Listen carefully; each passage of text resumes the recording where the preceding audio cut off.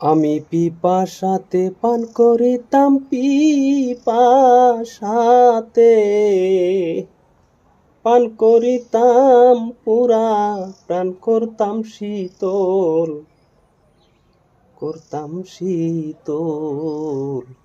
বন্ধু যদি হইতো নদীর জল আমি যাইতাম ঘাটে কলসি লইয়া ও সখী মিন হইয়া থাকিতাম বসিয়া আমি তরঙ্গে সাঁতার কাটিয়া সাঁতার কাটিয়া মধ্যগাঙে হইতাম তল